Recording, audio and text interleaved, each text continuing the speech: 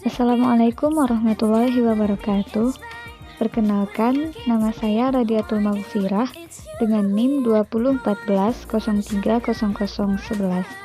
Baiklah, pada kesempatan kali ini saya akan mempresentasikan materi dari kelompok 1 mata kuliah hadis tarbawi, yaitu tentang membantu orang yang teraniaya.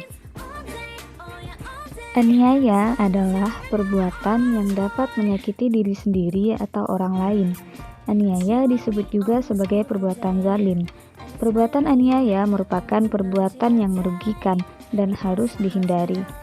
Rasulullah Shallallahu Alaihi Wasallam memerintahkan kita untuk membantu orang yang teraniaya maupun yang menganiaya, seperti yang terdapat dalam beberapa hadis yang diriwayatkan oleh Imam Bukhari.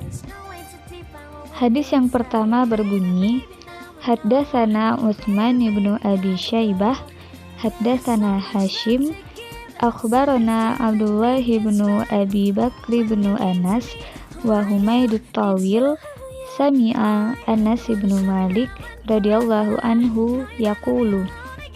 Qala Rasulullah sallallahu alaihi wasallam, unsur akhaka zaliman aw mazluman. Meriwayatkan kepada kami Utsman bin Abi Syaibah, meriwayatkan kepada kami Hashim, mengabarkan kepada kami Ubaidullah ibnu Abi Bakar bin Anas dan Humaid at-Tawil. Anas bin Malik radhiyallahu anhu mendengar, ia berkata, Rasulullah Shallallahu Alaihi Wasallam bersabda, tolonglah saudaramu yang berbuat zalim atau yang dizalimi. Hadis yang kedua berbunyi, An Anas radhiyallahu anhu qala Rasulullah sallallahu alaihi wasallam, unsur akhaka zaliman aw mazluman. Qalu ya Rasulullah, hadza nansuruhu mazluman, fa kaifa nansuruhu zaliman? Qala ta'khudhu fawqa yadayhi. Dari Anas radhiyallahu anhu ia berkata, Rasulullah sallallahu alaihi wasallam bersabda, tolonglah saudaramu yang berbuat zalim atau yang dizalimi. Para sahabat berkata, wahai Rasulullah, orang ini kami tolong dalam keadaan dizalimi.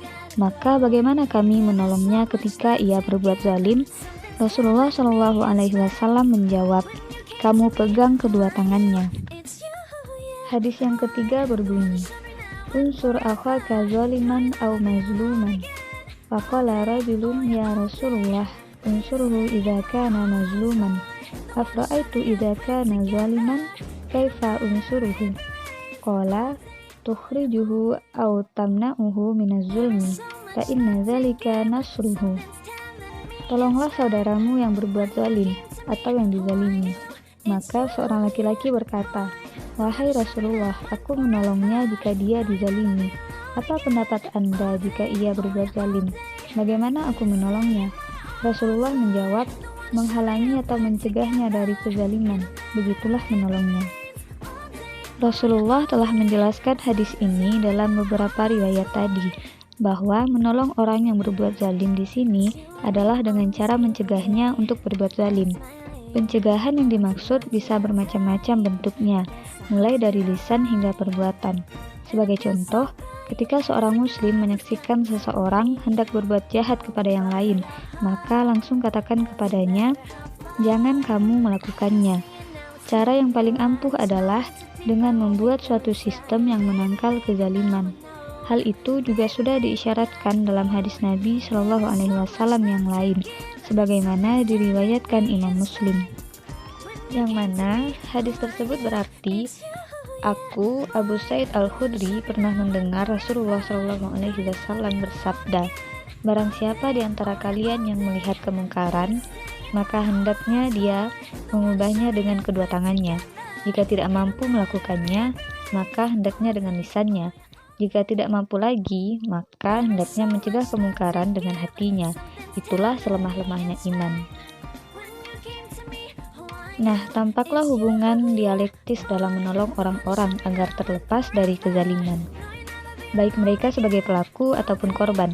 Ketika lisan dan perbuatan tidak mampu juga melakukannya, maka hati yang menjerit sudah dinilai suatu kebaikan, karena diniatkan untuk menolong sesama muslim.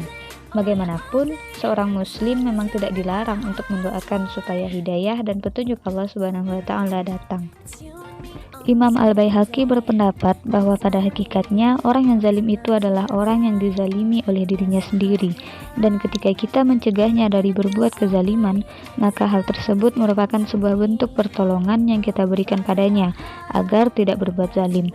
Adapun mengenai menolong orang yang dizalimi, sudah sangat jelas bentuk pertolongan yang harus kita berikan padanya, yaitu dengan menyelamatkannya dari kezaliman tersebut. Dan menolong orang yang berbuat zalim adalah menghindarkannya dari kezaliman itu sendiri, yang jika dibiarkan dia akan memperbuatnya.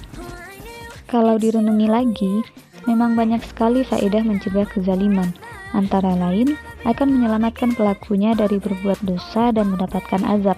Apalagi doa orang-orang yang terzalimi atau yang teraniaya mudah dikabulkan oleh Allah. Faedah lain ialah menyelamatkan orang lain dari kezaliman. Akhirnya, bila yang suka berbuat zalim sudah berkurang atau tidak ada lagi, maka akan semakin damai dunia ini. Baiklah, mungkin sekian yang dapat saya sampaikan. Terlebih terkurang saya mohon maaf. Semoga video ini dapat bermanfaat bagi kita semua. Akhirul kalam, wassalamualaikum warahmatullahi wabarakatuh.